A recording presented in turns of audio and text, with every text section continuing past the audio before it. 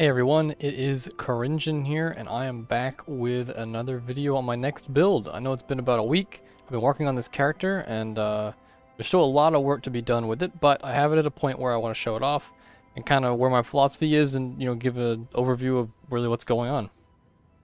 So to begin with, this build is all about Doomfletch, and trying to figure out how to get this to scale. The general idea is it kind of works like Void Forge. If you've ever messed with that sword, that one's a bit more popular than this one is. But we get 100% of weapon physical damage as extra damage of each element. So, say we get plus 10 fizz damage. We get the plus 10 fizz damage, we then get plus 10 fire, plus 10 cold, and plus 10 lightning. So you get essentially 4 times the damage. And if you convert that initial fizz damage, then you're getting 4 times the fizz damage you put in back as ele damage. So that's going on here. And then we're trying to scale flat fizz. So we have flat fizz on basically every piece of gear. We got gloves with a little bit. You don't get very much on gloves. We've got a ring here with some fizz damage to attacks. Another steel ring here with fizz damage to attacks. Quiver with a bunch of fizz damage to attacks using the heavy arrow quiver base. And then our helmet, we're just running our enchant and that kind of thing. Right now, our amulet does not have any fizz damage to attacks, but I am getting into that soon when I do an upgrade. And then we're running Replica Lore Weave, and I'll go over why I think this is a good option for this build. But as a general idea, it gives us that fizz damage to attacks. The rest of our fizz damage is coming from a support called Bloodthirst. So Bloodthirst gives us added physical damage to our weapons equal to 2% of our maximum life when we are on low life. So the way we're doing low life here is we're not doing traditional low life where we take Petrified blood and reserve 50% of our life.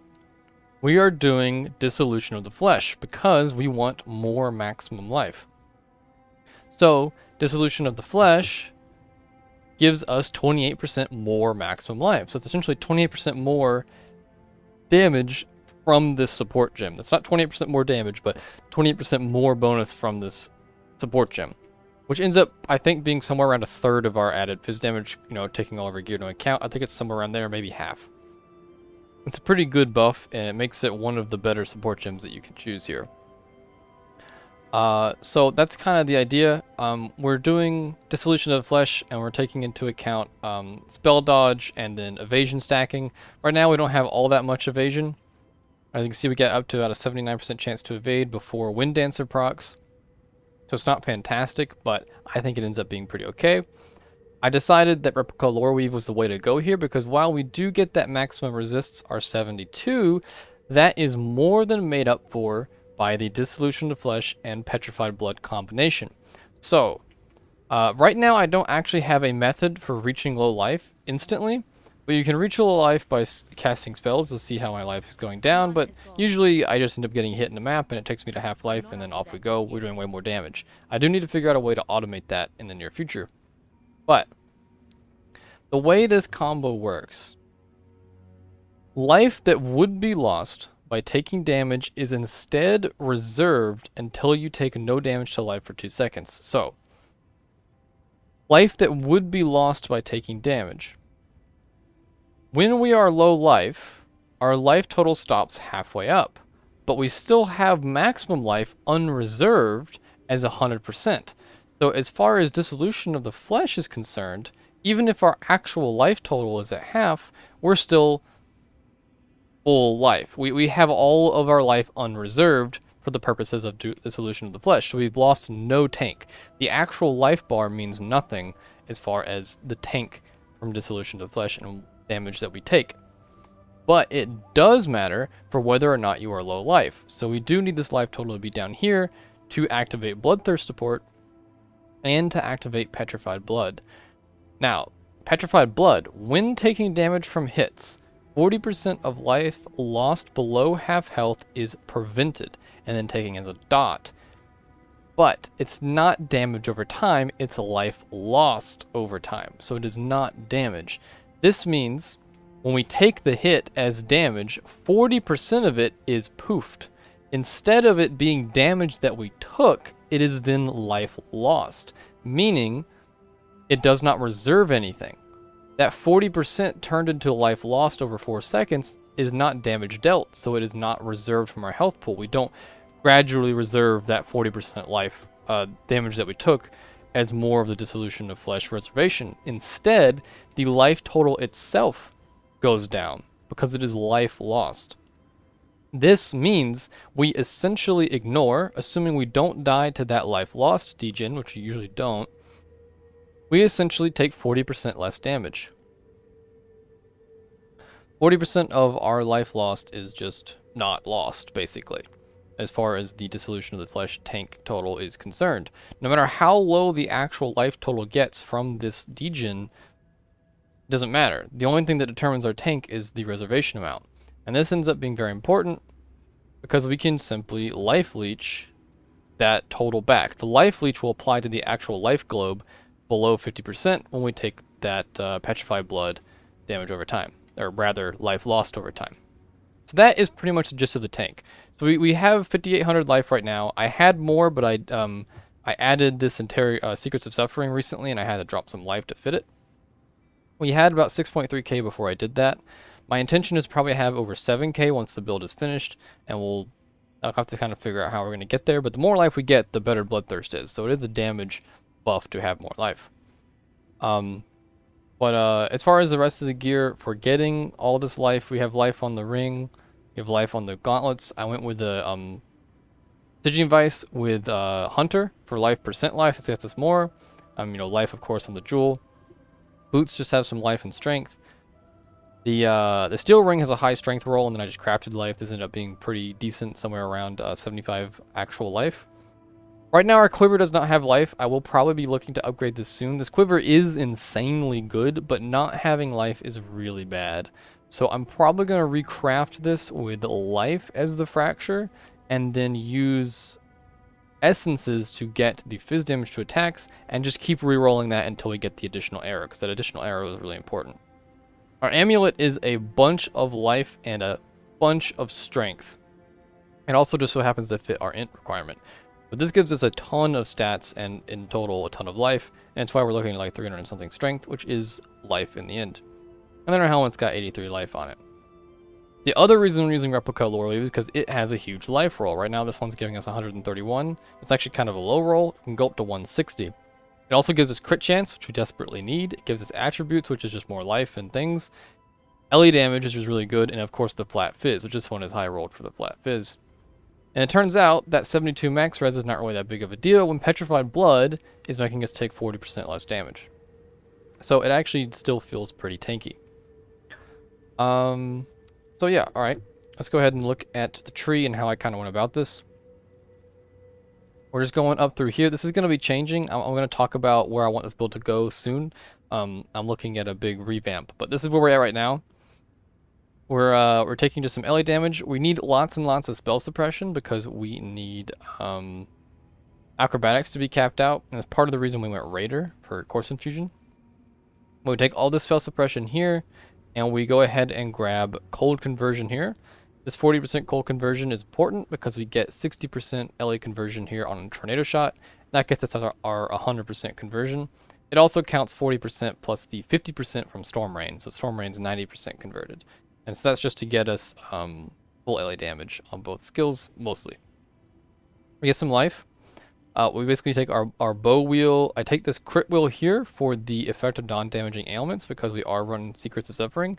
I wasn't running this until very recently, and it was a ridiculous DPS increase, so that was pretty much just wrong to not have this. So we went with this increased effect of non-damaging ailments to help this because realistically our hits are actually pretty small because we're tornado shot and a bow. We get acrobatics and our spell suppression. Then come up here, we do a Lionized Fall, the very typical one up here. We take the dagger and the claw nodes. I use this to get our leech because we need mana leech and we need life leech, or some sort of recovery for life, and so I decided right here made the most sense. 1 point solves both. And then I take crit strikes of Culling Strike. That's really, really worth it for 1 point. Right now I'm taking this wheel right here for Chaos Resist and CB immunity. Eventually I may spin the 6 Divine to get a CB Lionized Fall. I'm not sure. But to make that worth it, I'll need to make sure I have good Chaos Res on the rest of my gear, and that may be hard to fit. and I'm not sure if I'm going to be playing the build that long, but I am intending for this build to be a pretty long-term investment for me. So we'll see. This is ideal to be able to drop this, but it's pretty damn necessary right now, because even with it, our chaos resist is about 10%. Makes us feel not too bad, but it's nice, and I'm hoping I can save this 4 points, because this build is going to be very point starved. We then get this life right here. We come over here, we grab Wind Dancer, because that's just good when you have enough evasion rating. And we take this LA Pin, and then effective non-damaging ailments, again, for the Secrets of Suffering. We come over here for life and evasion. Over here, get our Dissolution of Flesh. We got more spell suppression from Mage Bane. The stats from this are helping with that, actually. Life, get the Jewel here. We take Iron Grip, because we actually have quite a bit of strength right now, mostly from this amulet. And that strength is actually adding up to a fairly decent amount of damage here. And then more life. And so that's what we're looking at right now as far as the tree. It is fairly simple, but it ends up being a lot of different things you need, particularly the spell suppression. Oh yeah, as far as Raider, we went Corpse Infusion for the spell suppression and phasing, and then of course Avatar of the Veil. The exposure for minus 20% is just really, really damn good for Tri-ele setups, like Doomfletch. I then went the double onslaught route, because I don't think we really have the points to do any kind of frenzy charge stacking on the tree. And I needed that 10% more chance to evade attacks during onslaught, otherwise our fairly measly evasion rating amount would not feel good with Wind Dancer or, you know, Dissolution of the Flesh tank style. As far as the last two jewels, I'm running Forbidden Flesh with Endless Munitions. This gives us the node from Deadeye for 2 additional projectiles. This is insanely powerful for Tornado Shot, of course, and also Storm Rain. Both of these scale very well with projectiles, and it ended up being just a very, very big upgrade for the build. In total, both jewels together cost something like, I think, 13 Divine. A lot of money, and way more just that than most of my builds are total. Probably like double what most of my builds are total usually. But I'm excited for this build, and I'm really trying to get it good. Right now it feels pretty nice. It's definitely not overpowered or anything, and I would definitely not say this is, you know, the new meta or anything like that, but I am enjoying it. So I went ahead and spent that investment because I felt it was very important for the build to feel good. And speaking of projectile scaling, of course we are running Dying Sun, and this is going to be a part of that rework I'm talking about soon. I've just got a move speed with some curse effect, global crit chance with some attack speed, evasion rating with evasion rating, and then some armor with some poison immunity.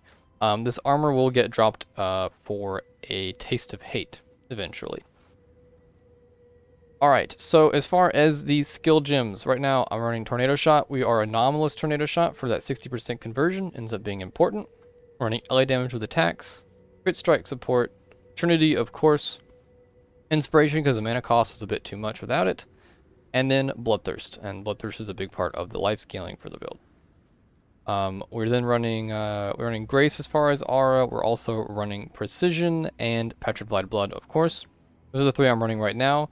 You'll notice I'm not taking this wheel right here. It's simply just 2 point starved. A very good aura for this build will be Flesh and Stone, actually, because that gets us our blind, and for things outside of the range, we just take 15% less damage, which is insanely powerful, of course. Flesh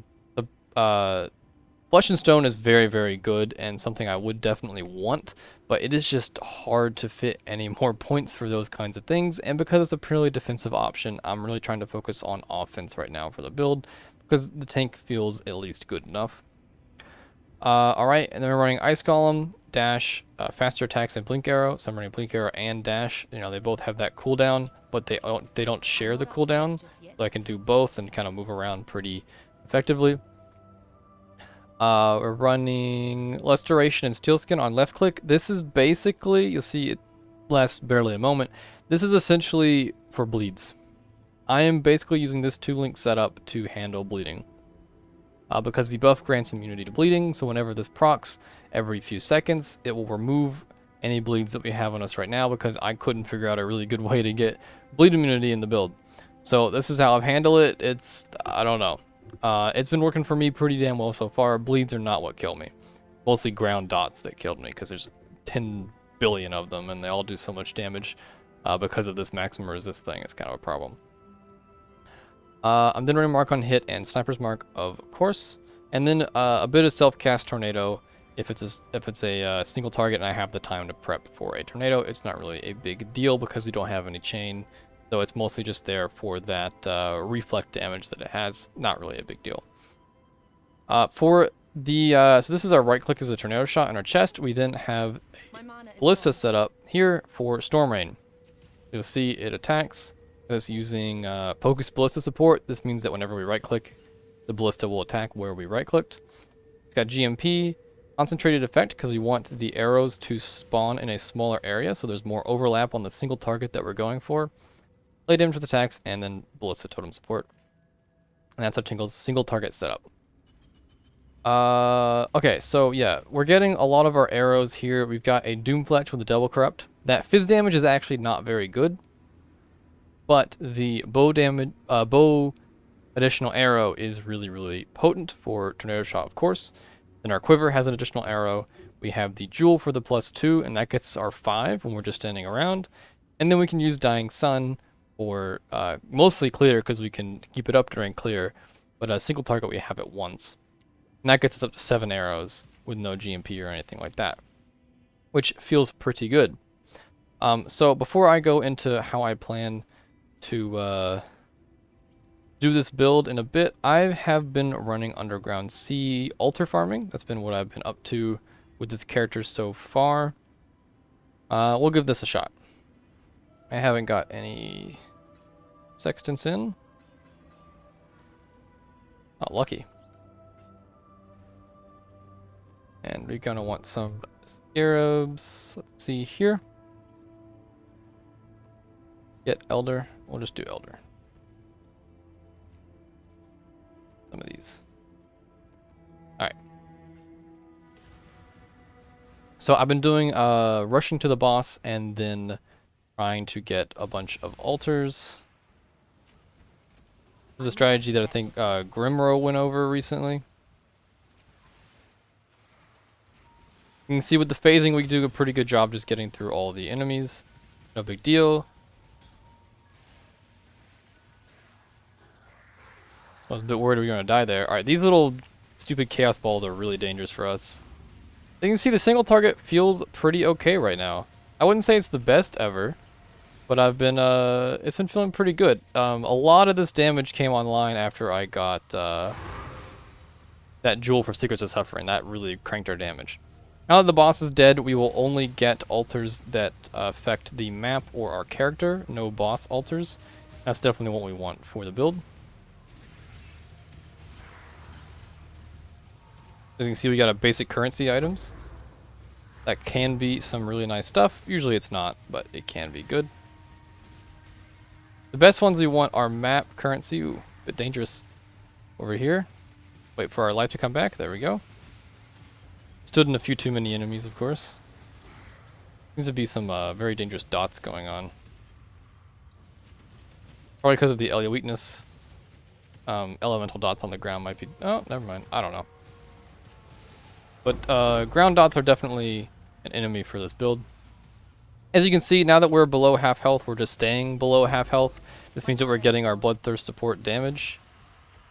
I know I'm taking shrines here for our showcase, but to be honest, it's part of the build. And it's really just a luxury. You already saw my single target without the shrines.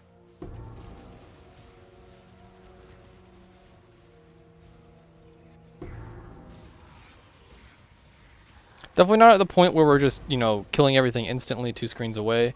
I'm hoping to get to that point, but we're definitely not there yet.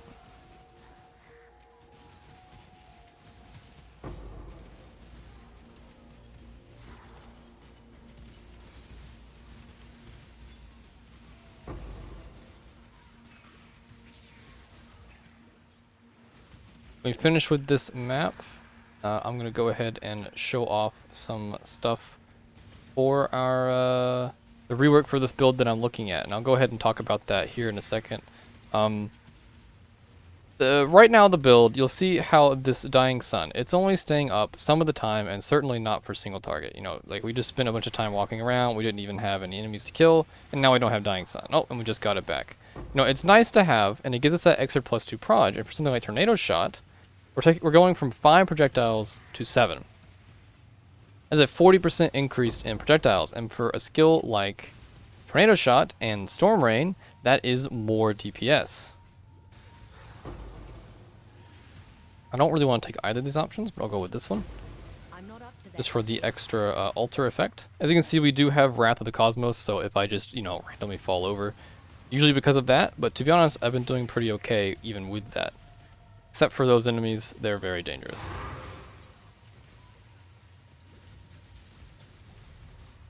Oh. And this is the real killer for this build.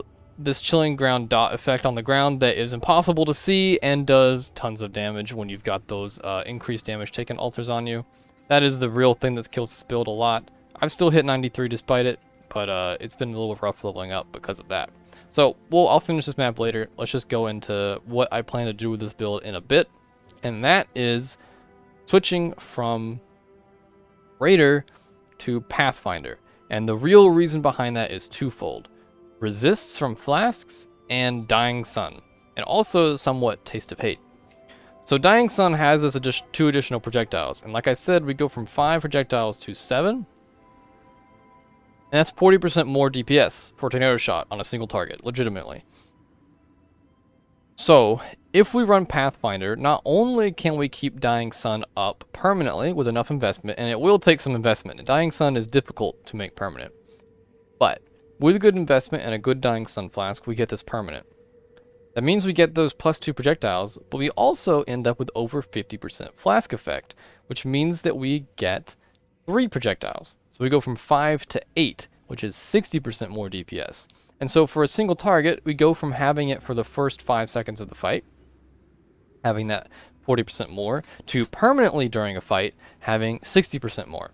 And that is absolutely massive, and will make up a lot of the DPS loss single-handedly that we're going to lose from going to Pathfinder off of Raider.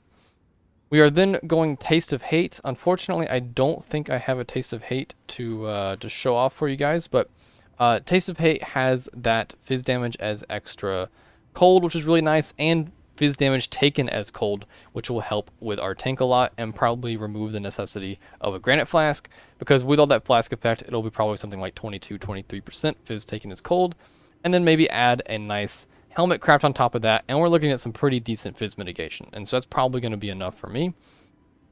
It also is a Sapphire Flask. So the plan also for this setup is that Dying Sun has this plus 50% fire res, which is really, really nice. You get that 50% plus flask effect, you're looking at 75-80 fire res from this flask that's already giving us a bunch of damage. Same with Taste of Hate. It's a Sapphire Flask. We get that extra cold res like this. I'm then planning to run a Magic Topaz Flask to cover the lightning resist, and now we're looking at plus 75 all res, as well as 20% less LA damage taken when we have all 3 flasks active. This single-handedly will make up for the lost resists from Replica Loreweave, and so the downside of this chest gets at least mitigated somewhat. And then that on top of Petrified Blood should leave us actually pretty damn tanky for LA damage, despite this chest taking our resists down to 72. I'm not up to that just yet. And so that's the plan. Pathfinder will get permanent flasks, which will help a lot with a crit chance and everything like that. And it'll really cap our resists. Those capped resists open up suffixes on our gear that we're currently having to use to cap our resists. And this opens up a few things, and I'm currently crafting the gear to get ready for the swap. The first was this pair of gloves, because there is one problem we have to fix moving off of Raider, and that is spell suppression. Right now, we are getting 40 spell suppression, or 20 spell dodge, from Quartz Infusion, given the acrobatics. And right now, we are at 71, so we're not even capped right now. But dropping this will take us down to 51. So we need to get a whole, 50 spell suppression once we drop Quartz Infusion. And that's kind of a problem. So that means that we need to use these suffixes that we have freed up, all the extra resists we are getting from Dying Sun, to get spell suppression, and then hopefully other damage mods. That is the intention here. But that may or may not happen depending on how hard it is to craft these gear pieces, but that's the idea. So we've got our spell suppression on these gloves. These are ready to go. I need to craft with that open prefix an extra pierce. Right now we only have one pierce. I really want a second one, and that's where this is going to come from. We're going to use that last prefix there to craft another projectile. I crafted these gloves just spamming some life essences. As you can see, it says essences there until I got something good. That's basically all I did. And we got lucky with an open prefix, spell suppress, T1 cold res. The lightning damage to attacks is not as good as fizz damage to attacks, but realistically the glove mod is fairly low numbers compared to even a ring mod. So in the end, it's really not that big of a deal, and lightning damage is still good. The life regen is somewhat a dead mod, but not completely, so I figured it's okay to leave it. I have no real ways to continue crafting this item cheaply, so I'm probably just going to craft Pierce and call this one good, because it is pretty nice. Now, this amulet is a huge upgrade if we can handle the cold res. As you can see, it is a massive amount of maximum life, which is going to give us more damage from Bloodthirst, as well as just make us more tanky. It also actually has a ludicrous of flat fizz damage to attacks, 27 to 60. Right now our amulet has none.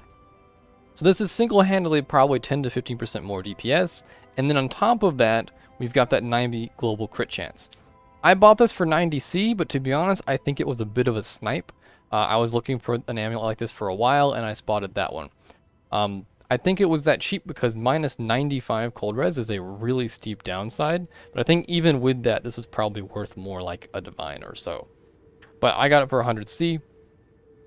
If you want to replicate this build, you're definitely going to probably want to look at like live searching for amulets like this. Crit chance is not necessary, but you're looking for life and fizz damage to attacks, and then anything else that's decent, and hopefully not a complete brick of a downside. Something like minus accuracy is a brick, minus chaos res is a brick, minus too much LE res, like double negative LE res, is probably a brick. It's going to be too hard to fix that. And then a few other things are going to be really, really painful. So look for something. This is going to be a big upgrade. It's just that right now I cannot handle that cold res negative. The hope is that with a sapphire flask in the build, I will be able to, and it should be a pretty big upgrade, as you can see there. So I think it's a bit more than 10%. So we're looking at that. But yeah, so Pathfinder is the future of this build, but I have to say Raider has been feeling pretty okay so far. I wish GGG would handle these really oppressive ground dots, but that's just the way of the world, I guess. The flasks I'm taking with the 20% less LA damage taken will make that feel a little better, I'm sure. Anyway, that is pretty much it for the build.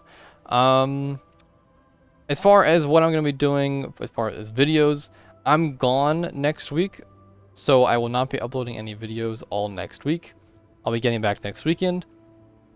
I will probably get another video uploaded for you. Hopefully I will have the Pathfinder swap done by about 2 weeks from now. So expect a video 2 weekends from today, and hopefully I'll have something for you then, and whether or not the Pathfinder swap ended up working well. That's it for me. I hope you guys have enjoyed the video. I'm enjoying this build.